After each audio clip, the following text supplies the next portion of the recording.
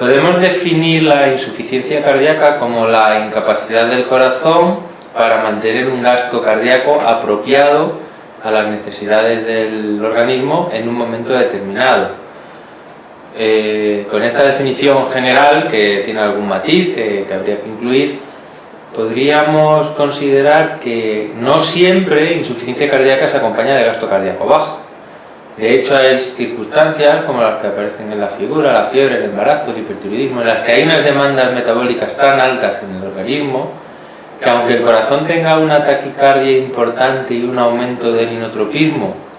y digamos esté expulsando el doble de volumen de sangre por minuto de lo normal, aunque el gasto cardíaco esté alto,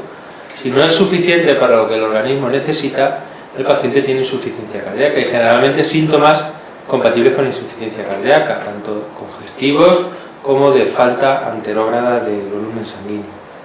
Por eso no debemos identificar insuficiencia cardíaca con gasto bajo, sino con un gasto cardíaco insuficiente para las demandas del organismo.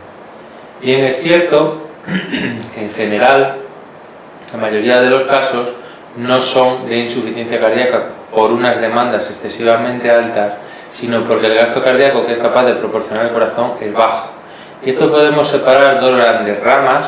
Una, aquellos pacientes que tienen una función sistólica deprimida, es decir, la fuerza del corazón es pequeña, no empuja bien la sangre del ventrículo izquierdo y por eso el gasto cardíaco es insuficiente, y eso lo podemos identificar con una prueba sencilla que es la fracción de eyección por debajo del límite normal, que se estima en torno al 50% como el límite inferior de la normalidad. Y en otro gran grupo, aquellas personas en las que la insuficiencia cardíaca está provocada porque, aunque la fuerza del corazón es normal, existe un fallo en la capacidad de relajación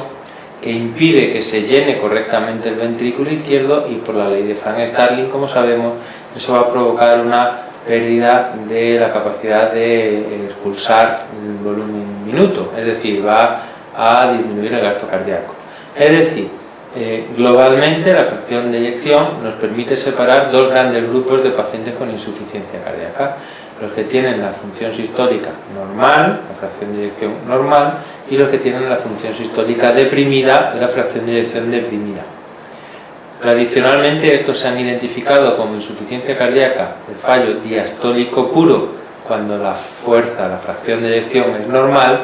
y insuficiencia cardíaca sistólica cuando la fuerza está deprimida, cuando lo que falla es la sístole. Pero esta realmente se acompaña necesariamente de insuficiencia cardíaca diastólica, es decir, si queremos hablar correctamente debemos referirnos a ellas como insuficiencia cardíaca sistólica o sistodiastólica. El motivo por el que el fallo sistólico tiene fallo diastólico acompañante es muy lógico. Si el ventrículo izquierdo tiene poca fuerza y es capaz de expulsar poco volumen de sangre, una fracción de eyección baja, se me queda tanta sangre dentro del ventrículo que a la sangre que venga le va a costar trabajo entrar. Por lo tanto, vamos a tener fallo diastólico acompañante sí o sí. Por otra parte, hay que recalcar que los síntomas de los pacientes, tanto de una rama como de la otra, son indistinguibles.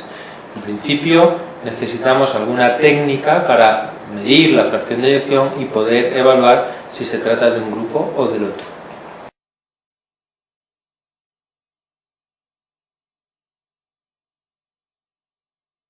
La insuficiencia cardíaca con fracción de eyección deprimida o fracción de eyección conservada, que es la forma más exacta de denominarlas, tiene una lista de causas que la producen. Como vemos en la diapositiva, el fallo de fracción de eyección deprimida generalmente está producido por la isquemia miocárdica, algunas valvulopatías, cardiopatías congénitas, casos raros de hipertensión arterial. Digo raros porque habitualmente la hipertensión lo que supone es un aumento de postcarga que provoca hipertrofia ventricular y por tanto fallo en la diástole con una fuerza conservada, hasta etapas muy avanzadas en casos especiales en los que se acompaña de fallo sistólico por pérdida de fuerza. Esto es raro, pero insisto en que en ocasiones ocurre. Y también la miocardiopatía dilatada, sea de la causa que sea, es una de las más frecuentes como responsable de fracción de eyección deprimida. En la insuficiencia cardíaca con fracción de eyección conservada tenemos las enfermedades pericárdicas, tanto el taponamiento como la constricción, la hipertrofia miocárdica, sea del motivo o la causa que sea, por una valvulopatía, por hipertensión, por diabetes, por la edad, etc. La isquemia, recordemos que la isquemia produce fallo diastólico porque es un proceso activo, la relajación es un proceso activo que consume ATP, y luego otras dos miocardiopatías que son la hipertrófica y la restrictiva como responsables de otros pacientes con insuficiencia cardíaca y función sistólica conservada. Si queremos marcar las más frecuentes de cada grupo, de la fracción de eyección deprimida está la enfermedad coronaria y la miocardiopatía dilatada, prácticamente a pares iguales en cuanto a proporción de pacientes que necesitan trasplante cardíaco por algunos de estos motivos, son prácticamente igual en proporción, y la insuficiencia cardíaca con fracción de eyección conservada, la causa más frecuente es la hipertrofia secundaria a hipertensión, diabetes y edad, es decir, es una enfermedad de ancianos. Antiguamente todos los ensayos clínicos de insuficiencia cardíaca se centraban en el otro grupo, en pacientes con fracción de eyección deprimida. Hoy día está aumentando el interés, dado el aumento de prevalencia de la fracción de eyección de la insuficiencia cardíaca con fracción de eyección conservada por el envejecimiento de la población. Si revisáramos en detalle la lista de causa de las 3 miocardiopatías, veríamos que son muchas las enfermedades que pueden dar lugar a insuficiencia cardíaca, y posteriormente, cuando repasemos las miocardiopatías, haremos un breve comentario sobre cada una de ellas.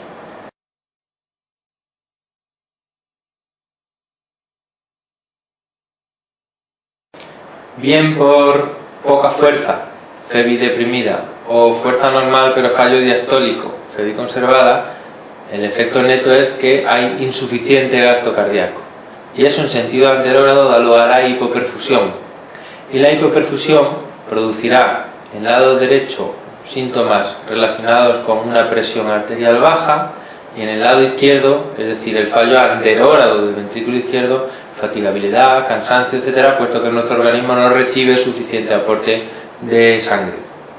En sentido retrógrado, ese gasto cardíaco inapropiado, si empujo poca sangre hacia adelante, se me acumula sangre hacia atrás, provocará congestión. En el lado derecho, congestión sistémica, edemas, hepatoesplenomegalia, etcétera, y en el lado izquierdo, congestión pulmonar, que es responsable del edema de pulmón, la disnea, ortopnea, episodios de disnea paroxística nocturna, y con el paso del tiempo al desarrollo de hipertensión pulmonar fija. Esa hipoperfusión anterógrada mantenida en el tiempo va a dar lugar a que la puesta en marcha de una serie de mecanismos de compensación en la insuficiencia cardíaca.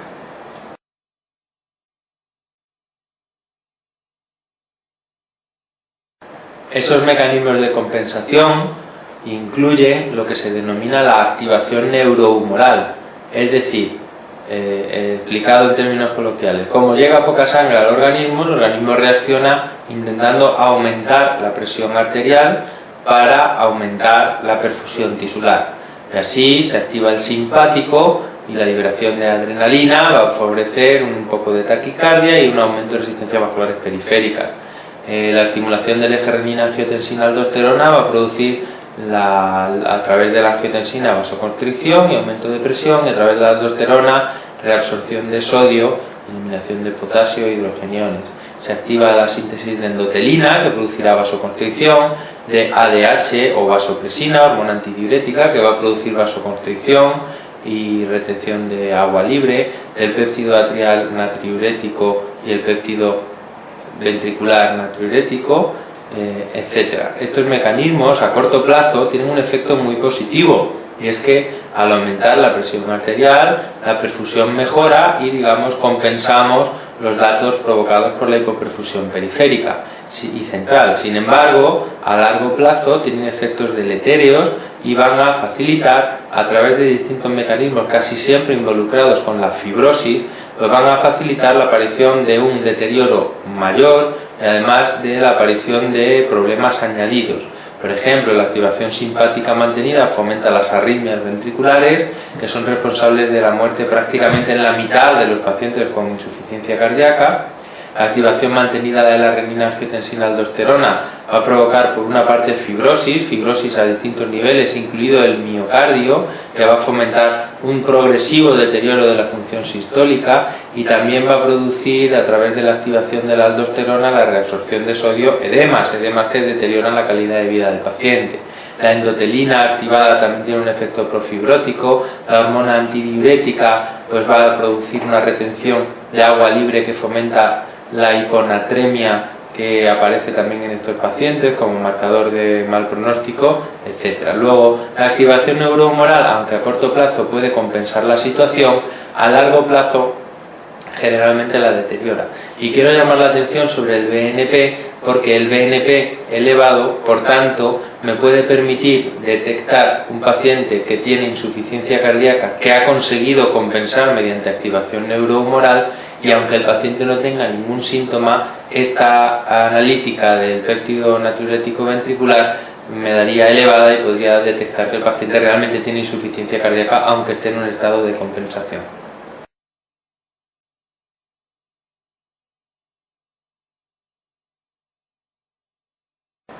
Luego, el tratamiento de la insuficiencia cardíaca va a ser el tratamiento de cada uno de estos puntos que hemos comentado. En sentido retrógrado, para tratar la congestión que produce retención hidrosalina y síntomas,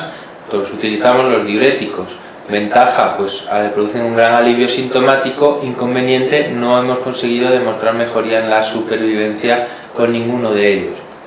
En el caso de la función sistólica deprimida, poca fuerza en el ventrículo, pues usar un inotropo positivo parece una buena idea. El problema es que todos ellos, al aumentar el calcio intracelular, aumentan la mortalidad del paciente. El único que no aumenta la mortalidad y por tanto podemos usar de forma ambulatoria es digoxina, y lamentablemente no se ha demostrado una mejoría en la supervivencia tampoco. Es decir, el paciente con digoxina se encuentra mejor en cuanto a que tiene menos disnea, menos ingresos hospitalarios, menos necesidad de ir a urgencia, pero mortalidad tiene la misma que si tomase un placebo.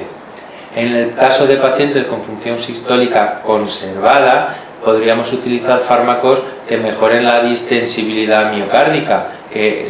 de una forma sencilla podemos entender que son los que hacen que se relaje mejor el corazón porque se contrae peor. Es decir, un fármaco inotropo negativo, como un beta bloqueante o verapamil o diltiazem, si el ventrículo se contrae más flojito, se va a relajar más fácilmente, entonces mejoraría la hemodinámica en un paciente con insuficiencia cardíaca diastólica pura. El problema es que con estos fármacos tampoco hay estudios de supervivencia que hayan demostrado una mejoría significativa. Por otra parte, los vasodilatadores parece que claro que deben tener un papel. Si el paciente tiene un gasto cardíaco insuficiente, vamos a abrir el camino al corazón, abrimos la aorta para que, digamos, la sangre salga más fácilmente. Y en este sentido sí que existen datos de mejoría tanto en los síntomas como en el pronóstico con el empleo de vasodilatadores, pero no cualquiera. Esto está demostrado con los IECA, con los ARA2, que son ambos vasodilatadores arteriales y venosos de forma mixta, y también con la asociación de hidralacina arterial con un nitrato venoso, especialmente en pacientes de raza negra. Y por último, también podemos actuar sobre la activación neurohumoral, que hemos visto que a largo plazo deteriora al paciente y deteriora su pronóstico con distintos grupos de fármacos. Así, bloquear el eje renina-angiotensina-aldosterona parece una buena idea, y de hecho está demostrado el beneficio en la supervivencia con los IECA o los ARA2. También está demostrado el beneficio con agentes antialdosterónicos, que básicamente hay dos, la eplerenona y la espironolactona. La diferencia entre ellos fundamental es que la eplerenona es más específica del receptor de la aldosterona y por tanto tiene menos efectos secundarios efectos secundarios sistémicos, como la ginecomastia dolorosa, que es muy típica del tratamiento crónico en varones con espironolactona. Y otro fármaco para bloquear la activación neurohumoral es el beta bloqueante, en las condiciones comentadas previamente, con cuidado, fuera de la descompensación, en situación de eugolemia, e intentando subir la dosis lentamente, poco a poco, hasta la máxima que tolera, porque en esa circunstancia también ha demostrado mejorar la supervivencia del paciente por distintos mecanismos relacionados con una disminución en el riesgo arrítmico, un aumento del umbral oscilatorio, es decir, fenómenos beneficiosos que tienen a este nivel. El bloqueo renina-angiotensina-aldosterona tanto con IECA y ARA2 como vasodilatadores como con los antialdosterónicos, presenta la ventaja de que tiene un claro efecto antifibrótico que, digamos, retrasa la progresión del daño progresivo por fibrosis intermiocitaria en el corazón. Otras medidas farmacológicas están en estudios, bloqueantes de la vasopresina, como el tolvaptan o conivaptan. De momento no tenemos datos de beneficios significativos, o el empleo de BNP recombinante. Todas estas medidas están en estudio realmente a efectos prácticos. En la actualidad no se ha demostrado un beneficio significativo con ellas, y la que sí que conviene marcar es la que aparece también en la imagen, que es la ivabradina, puesto que un efecto de bradicardia adicional al que ya tiene el paciente, porque asumimos que ya estará tomando un beta bloqueante, asociándole ivabradina, parece asociar un mayor beneficio en cuanto a morbimortalidad a largo plazo. Esto se ha demostrado solamente en un ensayo clínico, pero es algo de suficiente impacto como para mencionarlo aquí, porque probablemente en el futuro es algo que hay que tener en consideración, sobre todo en aquellos pacientes que, a pesar de beta bloqueantes, sigan teniendo frecuencias cardíacas relativamente altas, por encima de 70 latidos por minuto en reposo. Por último, hay que comentar que todos los ensayos clínicos que se han realizado sobre la activación neurohumoral, demostrando el beneficio de estos fármacos, se han realizado en pacientes con insuficiencia cardíaca sistólica. En insuficiencia cardíaca diastólica no hay evidencia de ninguna medida que mejore el pronóstico de los pacientes.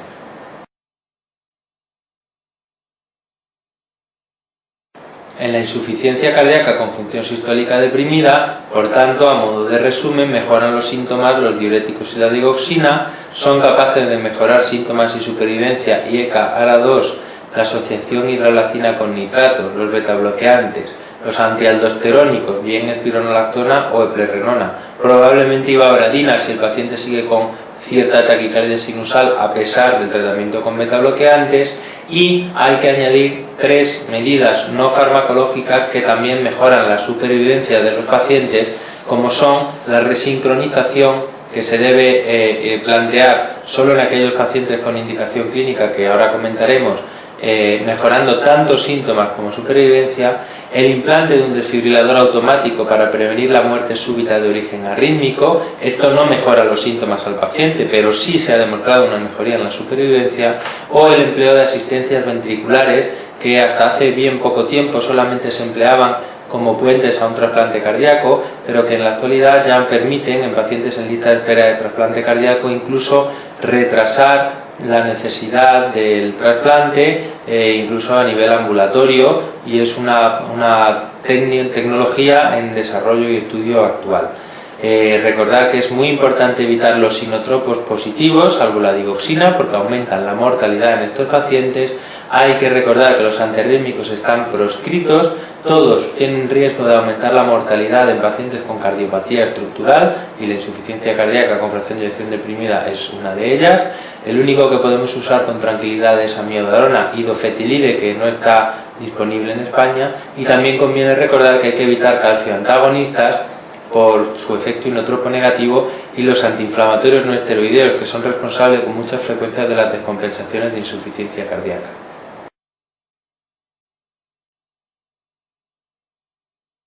En torno a 1/3 de los pacientes con insuficiencia cardíaca con fracción de eyección deprimida en fases avanzadas tiene lo que nosotros denominamos asincronía mecánica significativa, en la que, dicho de forma muy somera, lo que ocurre es que está tan enfermo el ventrículo izquierdo y su intersticio, que también está enfermo el sistema de conducción del lado izquierdo, es decir, hay un bloqueo de rama izquierda generalmente muy ancho. Este bloqueo de rama izquierda va a producir, como ya sabemos, un retraso en la activación del ventrículo izquierdo respecto al derecho, que ya hemos comentado que podemos detectar con un desdoblamiento invertido del primer y del segundo ruido. Esto en un corazón sano no tiene mucha trascendencia hemodinámica, pero en un corazón enfermo con una miocardiopatía dilatada, sea la causa la que sea, en fase avanzada y una fracción de eyección muy deprimida, hace muy ineficiente la contracción ventricular. De manera que, en lugar de producirse una contracción sincrónica de las dos paredes, septal y lateral del ventrículo, se producirá una contracción primero de una de ellas y luego de la otra, y este movimiento de bamboleo tiene un escaso efecto en cuanto a la función contráctil miocárdica. Si conseguimos de alguna manera conseguir la resincronización de esta contracción, podríamos mejorar la fuerza, la fracción de eyección y por ende los síntomas y el pronóstico del paciente, y esto está demostrado que se puede hacer con un dispositivo específico para ello, que es una especie de marcapasos que lleva al menos un cable que estimula en el ventrículo derecho como cualquier cable de marcapasos y un segundo cable que se conecta en algún sitio del seno, a través del seno coronario en general, en algún sitio de la pared lateral o posterolateral del ventrículo izquierdo. Incluso también se puede hacer a través de cirugía torácica, en algunos casos, a través de cirugía cardíaca. El caso es que, mediante una estimulación simultánea en dos puntos, uno cerca del septo en ventrículo derecho y otro cerca de la pared posterior o posterolateral del ventrículo izquierdo, podemos conseguir que esa asincronía mecánica se transforme en sincronía en la contracción, y está demostrado que cuando esto es así, conseguimos mejorar la supervivencia y los síntomas en un porcentaje alto de los pacientes, que actualmente se estima en torno a un 60 o un 70%. Esto, digamos, ha abierto una puerta a una nueva terapia, una terapia con dispositivos para el ritmo cardíaco que ya está completamente instaurada y que presenta la ventaja de que pacientes en situación francamente avanzada y candidatos a trasplante cardíaco pues pueden beneficiarse del beneficio del tratamiento con este dispositivo. Este dispositivo de resincronización cardíaca a veces incorpora un desfibrilador, otras veces no es imprescindible que lo incorporen, pero en la actualidad la indicación general de estos aparatos es en aquellos pacientes que tengan asincronía evidente, aparte de una fracción de eyección muy deprimida, por debajo del 35%. Y la sincronía, la forma de evaluarla más simple es ver la presencia de un bloqueo de rama izquierda con un QRS muy ancho. Si el bloqueo no es de rama izquierda, sino es de rama derecha, el beneficio es menos claro, pero probablemente la recomendación sea intentar esta terapia en todos aquellos pacientes candidatos a utilizarla. Realmente el beneficio pronóstico solo está demostrado en personas que estén francamente deteriorados, en clase funcional 3-4, con disnea de mínimos esfuerzos o en reposo, pero hay datos recientes que apuntan a una mejoría, de momento no en supervivencia, pero sí al menos en cuanto a disminución de riesgo de progresión de la insuficiencia cardíaca, si se aplica a pacientes candidatos por presentar el bloqueo de rama izquierda y disfunción ventricular grave, por debajo de un 30%, 35% de fracción de eyección, incluso en clase funcional no tan avanzada. Evidentemente es más difícil demostrar un beneficio en la supervivencia en este grupo, pero sí que se ha demostrado una disminución en la evolución hacia insuficiencia cardíaca más avanzada. Por último, mencionar el desfibrilador automático, que permite detectar el ritmo del corazón. Si el ritmo es normal no hace nada, si el corazón se pone muy lento actúa como un marcapasos, y si el corazón se pone muy rápido actúa como un desfibrilador, carga energía en unos condensadores y lanza un impulso eléctrico de alta energía para provocar la desfibrilación de ese corazón. El desfibrilador automático implantable, el DAI, ha demostrado asociar un beneficio pronóstico cuando se coloca en pacientes con indicación clínica e insuficiencia cardíaca, que básicamente incluye como prevención secundaria todos aquellos pacientes supervivientes ya de una parada cardíaca recuperada, se entiende, y también como prevención primaria en aquellos pacientes que tengan una fracción de eyección muy deprimida, con clase funcional por debajo 2 o clase funcional 3 y una fracción de eyección por debajo del 35%. Digamos, la clase funcional 1 tiene un riesgo de muerte súbita tan bajo que no se ha demostrado el beneficio del desfibrilador, y la clase funcional 4 tiene un riesgo tan alto de muerte por insuficiencia cardíaca que el beneficio del desfibrilador de momento tampoco se ha demostrado. Como podemos apreciar, se solapa mucho la indicación de desfibrilador y de resincronizador, puesto que un paciente en clase funcional 3 con el QRS ancho tiene indicación de todo, un desfibrilador y de un resincronizador, siempre que la fracción de eyección esté por debajo del 35%. En cualquier caso, hay que recordar que para plantearse colocar un desfibrilador o un resincronizador, antes es imprescindible que el paciente reciba el tratamiento médico óptimo, incluyendo todas las medidas que hemos mencionado previamente.